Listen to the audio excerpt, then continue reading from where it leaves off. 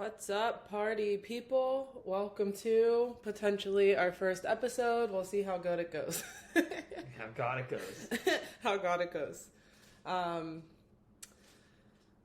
We're going to fumble our way through this one, and eventually it'll flow a lot better. This is something we've been putting on the back burner for quite a long time. We've been wanting to get our thoughts out there and really get our dynamic out there because we are aware that it's very unique and we go through a lot behind the scenes that people see like the fruits of the labor, but they don't see the actual like conversations that happen and all that looks like. So we are really excited to bring that to you. Cue intro song that we didn't make yet. That's Welcome it. into the TNT.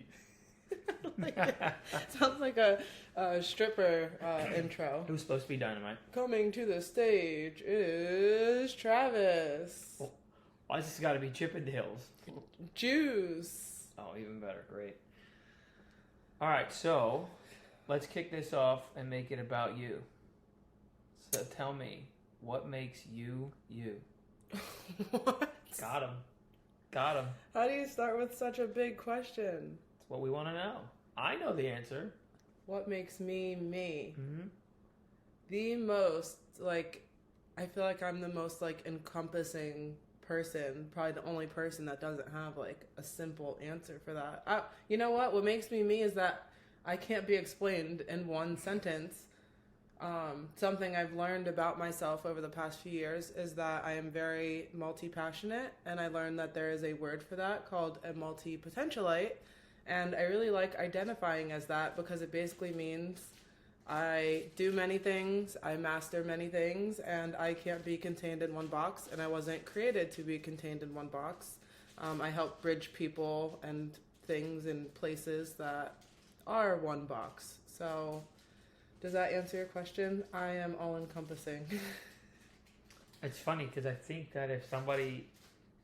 I guess the better question to ask is all the people that you have known, and whether that's from your childhood and the people you know from there, and then you fast forward to like late high school and early college and the people you've met there, and then your adult life now.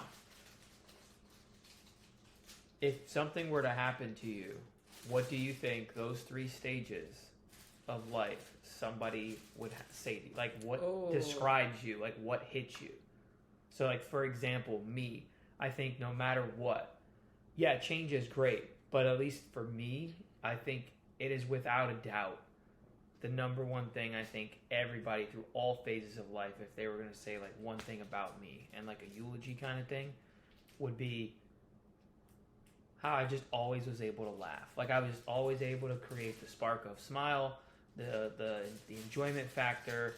It didn't matter if it was a funny moment, a serious moment, just the ability to lighten the room with either my humor because I'm just a child at heart or just the sincerity of like, hey, we don't need to stew on this. Like, let's just find a way to make this humorous, or we should all be smiling and celebrating something.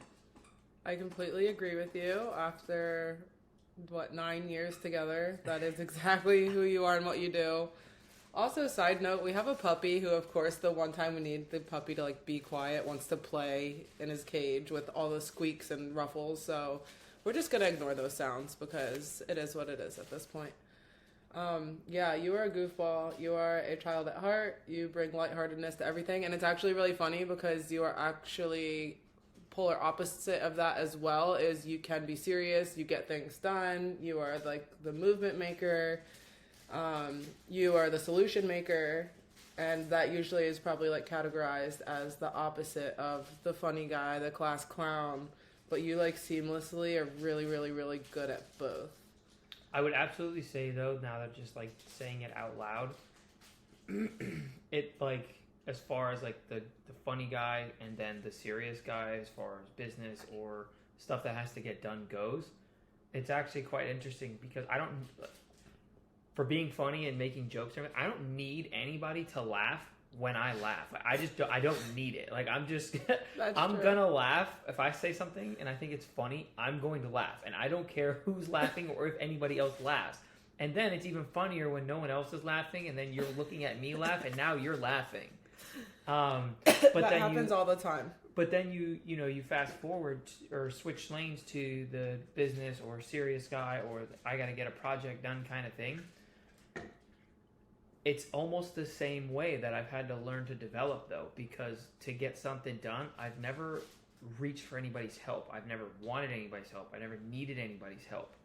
So you've never had anybody's help if you wanted it or needed it. Correct. So that working on that and changing that in general is probably one of the biggest things I've changed in my adulthood, simply due to the fact that I'm not used to it. So even when I'm working with someone to help them out on something in their personal life, physical labor, or strategically involved with their business or something of that matter, I don't normally bounce things back. I typically just give you a straight edge, narrow, here's how you do it. But I am working on that. So it's funny just how those two kind of, I don't need anybody to laugh or make me laugh. I don't need anybody to help me find an answer or a solution. But on the other hand, it's cool if you have somebody laughing at your jokes. I don't need it. I think I'm funny regardless. But then on the flip side, it's like you want to work with people to make things better, or their life better, or their business better, or their, home remodeling. No matter what it is, it's just that switches. But I love that you're so secure in yourself that you will legit. I'm picturing you like in the kitchen by yourself, cracking up at a joke that you make that like nobody else even gets, but you think it's the funniest thing in the world. And now me, I'd be horrified if I made a joke and nobody laughed, and then I'm laughing at myself. Like I would, I think, shrivel up in a corner, and like not to be weird or whatever, but that's one thing that my dad has as well. And you know how they say like the whole Freudian thing, like you in your partner usually find like traits of your dad. My dad's one of the funniest people I know, and he does not give a shit if anybody else thinks it's funny at all. He will be laughing at his own jokes that make no sense. And we laugh at that sometimes too. Like we'll laugh at like he'll make a joke and nobody laughs, but I'm laughing because I know what he's going through right now. And even though what he said is funny, I'm laughing for a different reason because I'm over here looking at like, how did y'all not think this was funny? Y'all are the same in that specific aspect, and I think it's hilarious, and that just takes like such a security in yourself and just not needing that outside validation. And we'll both repeat it. Like if you don't laugh, we'll both repeat it, and then you don't laugh again, we're just gonna laugh twice as hard. And like, okay, oh my goodness, it is what it is. That is so funny, and that is so true. And you know what, Tony Robbins, that's one of the things that he says is that like he's not like a master of anything, but he's a master of like seeing patterns. And I feel like since we've been like working closely with his team over the past few years and stuff, I feel like I've noticed like those patterns, how like you just said, like you can do that when like a funny situation, but like also the same thing applies when it comes to like business or a more serious situation. It's just like having that same pattern and being able to just like do it anyway and go full send at it, whether it makes sense or not. And you know what I mean? You're just figured out along the way or laugh along the way or whatever that means. That's funny. That's so you. Okay, so to answer your question, what would people kind of say about me through all the many different stages of my life? Because I have lived many lives. Yeah, your lives are like completely different. So yeah. That's why I was like, pick those 3 stages and what would somebody say in like quote unquote like knock on wood type thing, like a eulogy fashion. That's hard because like you said, my different like lives are so drastic. I feel like the more I think about it, the more I like really realize I'm like the queen of transformation, and that's what I enjoy doing. But I think people would explain me as I've always been like the leader of the group. I've always been... Are we talking in general, or are we still in stage 1? Okay. Yeah, in general. I've been that way my entire life. I've led every like sports team I've ever been on, every school class I've ever been in, on campus, in college. I was the like president of my dorm room. I ended up quitting because I also was on the rowing team. I walked onto the rowing team, never rowed a day in my life, and like that was a lot to juggle both, but I'm just one of those people that like throws myself in leadership positions. Even in my friend group, like I'm the one that people look to for answers. I'm not the follower. I'm definitely like the playmaker. I've always been the responsible one out of the group. I was the first one of all my friends to have my driver's license, despite the fact that I'm the youngest of all my friends. I've just always been like the leader, the responsible one, but like I still have fun. You know, I used to still drink. Definitely was just, I had a job, I think, before everybody else. I love being, I was always the good girl, and I enjoyed getting ahead, whatever that meant. But it was always like something good. I was always doing something good. I was like always, you know, one of the top of my classes. Like I just enjoy, here's what I learned about myself the past few years. I like to check off the to-do list. I am an achiever. I like to move the needle forward. And that's actually like one of my drivers as far as like personality traits go, which I learned later in life. But I can like look back now and see how that was evident in everything I've always done. I moved to Florida by myself because I just decided that's where I wanted to be. So like I'm very self-led. There we go. I'm self-led. Okay. Now, obviously meeting your family and a lot of your friends over the years, this is a separate question, I guess, because I feel like the longevity of knowing you would depict that that's the trait that people would be able to point out. Okay. I don't know in the last, let's say, 2 to 3 years. I think there's plenty of people in our life that are from where we live. They would arrive there, but what would you think those people's first explanation of you would be? Because they see a different side of you. Yeah. Right? Because you're a whole different person now, especially with like the mindset work and just changing your diet and the dedication to achieve. Like, it is there. I just wonder if they would have something different. So with that group of people in the last 2 to 3 years, or think of it this way, that with all the transformations you've recently come into and changes and desires of the last couple of years, everybody from your past, if that was removed. I actually would still say the same though, okay. Because I think we've had the most transformative few years, definitely recently, but I've had big transformations my entire life. Like They don't see that though. Oh. That's what I'm saying. The people from the last Sure. 2 to 3 years that know you, they only know you from like the start of the journey, kind of. Like they don't, because that's about when that checked for us, the changes of everything where we started a lot. So don't want to name drop our friends on audio currently. You're saying current people or people in my past who don't know? No, that's what I said. People we've met in the last 2 to 3 years. They don't know that past of you to see that.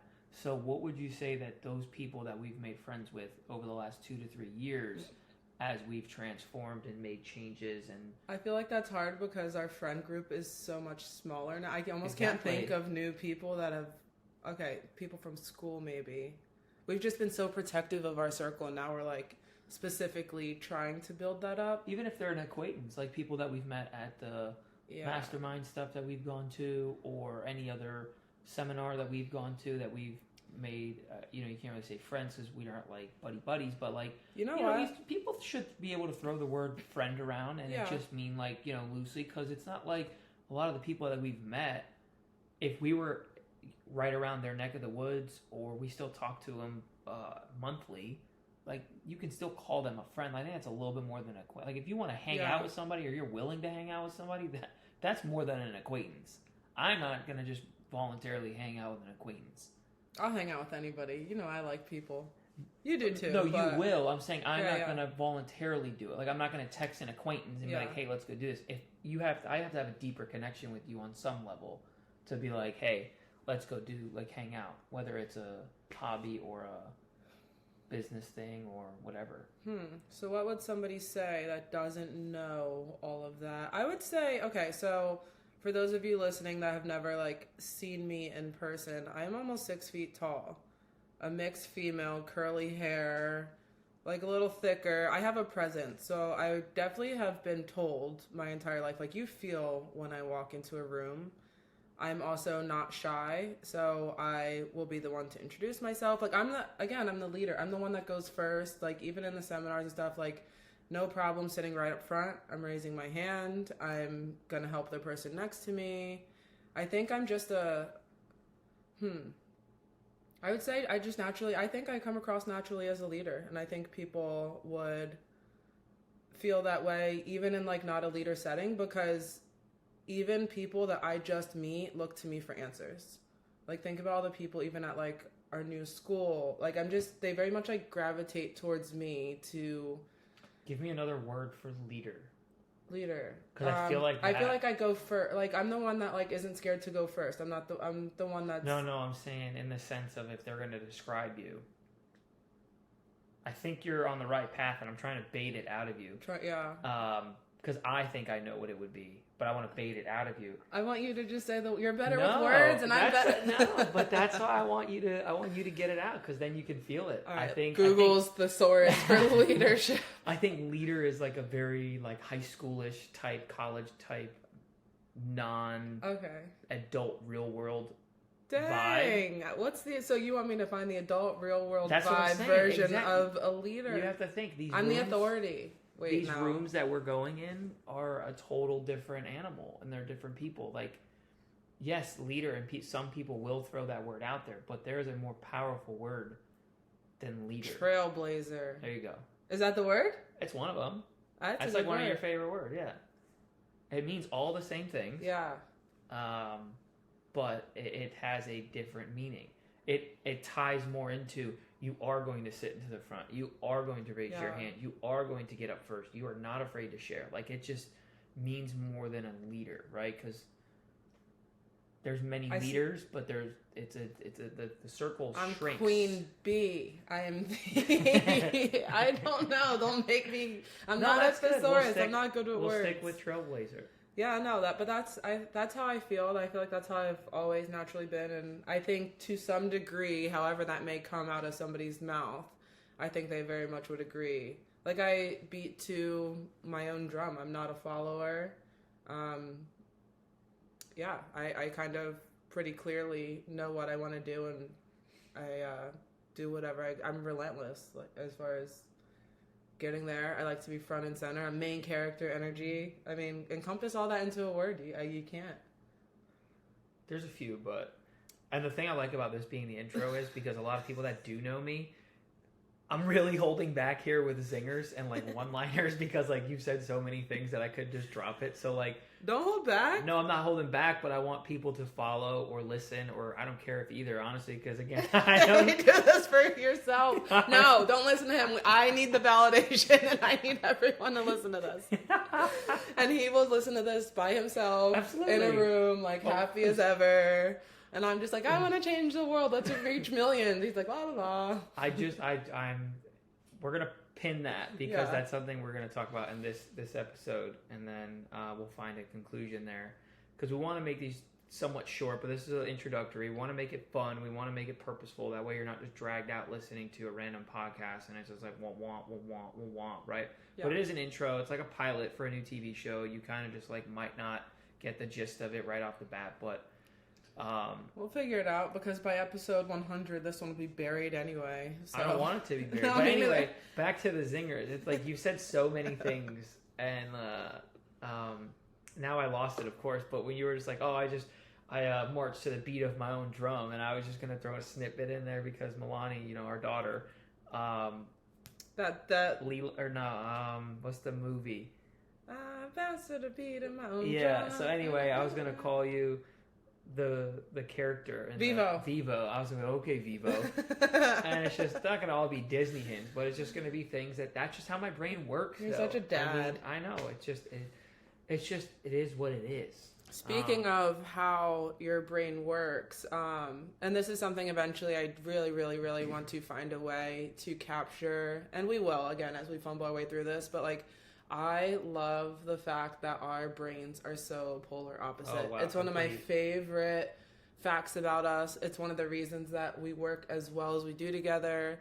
But not even just that our brains are complete opposites, which doesn't even make sense, but the fact that we are so aware that our brains are opposite, and we don't try to make each other's brains be different than they are. Yeah. So like, I accept you for as you are, and you accept me for as I am, which is probably a lot harder because I am such a like messy, creative, and not like messy, but my brain is just like, it's creative, it's always going. Like I said, multi-passionate, like, and you are very like tidy, stick to the script, here's the plan. And I'm like, I have a vision, here's this. And you're like, okay, here's the action steps to actually get there, because you just like painted this wild scene with no direction. And you completely with you just sprinkle in a little bit of, well, that doesn't seem like the most fun. And it's just like, do you want it done, or you just want it to just seem like fun? And that's the other thing, is like, what I find not to be fun, you typically are naturally good at, and vice versa. We kind of fill each other's gaps in, and it just makes such it's the most beautiful combination ever. It could be the most basic thing ever. Like, a simple basic one would be like, she loves plants. She loves having plants. I know where you're going with this. But she never wants to water them. So like, after like a year of just plants just like needing nutrients, I'll use that term. Dying. They were dead. I told her, I said, you like plants, right? She goes, yeah. And I was like, we're just going to get self-watering pots. And she said, well, that takes the fun out of it. Well, what's fun about them dying? And let me tell you, I found 10 minutes of green thumb, put new soil in a new plant. Or... And I only do it once. I'm not going to repot them twice. So like, that one day, once I'm done, I'm over it. But I do have to say, now that you have gotten me these self-watering planters, I now have excitement in seeing my plants thrive, because that plant is getting so long and so nice. I'm glad you figured it out. But again, thank you for being so solution oriented, because I have an idea of what I want, and I have no idea how to get there half the time. Let's just get one thing straight. I'm still filling the self-watering.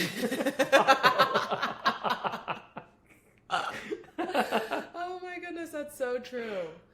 But the reason we work so well is because you don't moan and complain about, you know what I mean? Like, you understand that about me. You know what you got yourself into, and you don't nag me over all the things that, I mean, yeah, I could get, like, that's a stupid one. I could honestly go out there and water the plant right now. Like, it's not a big deal. But, you know what I mean? You're just not naggy about, and other people I think very much are. They're like, why didn't you water the plant? You wanted it so bad. And like, well, no wonder all these relationships are so shitty. Because, like, you know who your partner is, and then you still spend so much time complaining about it. And instead, he wants the plant watered. He knows I want the plant watered, so he goes and waters the plant. Like, it actually can just be that simple. I also think it's different too, because like, again, a lot of stuff about me is I've tried to find humor in it. Whereas a lot of relationships, it'll be it'd be like a passive aggressive tone rather than just like find it humorous. Yeah. Whereas like, I could sit there and I would just come in and I would look at the plants and I'm like, oh, it's been a while since they've been watered. And rather than just be like, hey, your plants have been dying, you think you should water them, is like what a lot of people would do. Or like, oh, your plant died again, guess we have to go to the store and get another one. Even you saying that, I hate. I know. It doesn't feel, it feels weird. I would rather just be like, me personally, and I've done this, I've literally just got up off the couch, filled my water cup up and drank it and chug it. And she would make a comment always. It was like, were you thirsty? And I'd be like, almost as much as your plants. But then you would go water the plants. And like, then, it wouldn't be, and then we'd both laugh, and then I'd have like I would get up intending to water the plants anyway, but I'm like, how can I make this into a joke rather than it be passive aggressive? Because she's not going to get upset that I made that joke because I found a funny way to do it that wasn't demeaning. Like, but also, there was actually a thought that went into the whole. I didn't even want the water. It was just something to do. I love that. But also, now that I'm thinking about it, that's an ode to you for making me feel so safe in this relationship. Like, it's been this way since day one, and we're almost a decade in, and nothing has changed. But, like, in any other scenario, that wouldn't feel safe, and that wouldn't be okay that you made that joke, because that would be a dig, even if you went and watered the flowers. You know what I mean? So, like, that's really just an ode to you and, like, just remaining the same person you've always been. Yeah, it can rely on intent, you know, and that's our big thing is... You can say something to anybody, and, you know, we're going to remove ourselves from the situation of being a couple. if I say anything out in the world, or she says anything out in the world, or you hear somebody on the internet or read something on the internet, they can say something that's controversial or might not align with your view. And you have to remove the state of whatever you're in to just be like, what was their intent with it, right? Like, it's just, if they can say something that doesn't align with your views and it's kind of edgy, maybe a little cringy, maybe a little controversial, but if it's not what their intent was, sometimes people say the things to get the awareness, and they know it's going to be clickbaity, or they know it's going to come off as whatever. But or they don't know, but they don't mean to hurt anybody, so don't treat them like they went to hurt somebody. Yeah, that's like my number one thing. I love... And that's, I think, a huge... Now back to us, like, that's a huge thing, is like, we know at the end of the day, our intent is never anything than just simply like, I love you. Yeah. It could be anything, again, like plants, it could be anything. I can make it in a joking manner, even if she's not in a joking mood at the time, because she's dealing with something frustrating, whatever she's doing on the computer or drawing or whatever. And I make that joke, and she's going to laugh because I'm just borderline goofball, but borderline. But I guess, full blown. But my intent is to just make it funny. It's not to just put somebody down. So yeah, always. Oh, I love that about you. Do you? Thanks. That's why we lasted so long. Yeah, so maybe this is a good place to kind of wrap it up and kick off this first episode. I really want to, in the future, just to like give you guys a preview, I'd like to have I want to have just, me and Trav just have really good discussions, and I just want to see where they go. I wish we would just remember to pull out a mic randomly, like when we are having our discussions. But also there are a few segments that I want to like specifically make sure we have that I think will capture our dynamic. And, I don't really want this to be a relationship podcast. I don't want to give relationship advice because love annoys me, and you people, I don't know. Anyway, I don't enjoy like that aspect. I don't know, whatever. I think what you mean to say is you don't want it to just be filled with like, oh, I'm bragging about my partner and this and that. Because like at the end of the day, everybody can do that. The point is to open up and realize where people can come from different avenues. And I think it's a big appreciation of all the small things you don't get. And one thing that we're going to talk about is, again, it's not about how we are towards each other is our big focus. It's going to be how we are independently and how that coexists with who we are perfectly together with love. Because a lot of the things that makes us great separately doesn't have anything to do directly with how we love each other. It has everything to do with how we indirectly love each other. Yeah. And the same, again, recognizing patterns, like those same traits and understandings about each other have to do with like love and business and family, parenthood, all the things that are important to us and like encompassing in our lives, because we do use our dynamics in all of them. And it's really cool. We get a lot of compliments and just, what's the word I'm looking for? People like to mention our dynamics and really point it out because it's unique and it's you feel it. It's not a big difference between, oh man, you guys have like such a great love story versus literally the compliments we hear is like your guys' dynamic. And yeah, there is love inside that dynamic, but what we're talking about and focusing on more is specifically the dynamic. And that's what I meant by how we are independently makes our love so dramatic for each other in a good way, inadvertently. Yeah, I'm really excited to paint that clearer picture and give people finally a peek into our lives, into our journey. It's been almost a decade now. There's been lots of changes, relationship-wise, business-wise, in life, in standards, in how life looks now versus how it looked even a few months ago, let alone a few years ago. The decisions that we made through like COVID and really hard times where a lot of people didn't survive, but we didn't just survive, we completely up-leveled and thrived due to not just our dynamics, but your brains, my vision, our perseverance together, and all of the stuff in between. Mm-hmm. So, really excited to bring that to the forefront. But can't wait for the next one. And even though we're in Florida, peace up. A-Town down. Peace.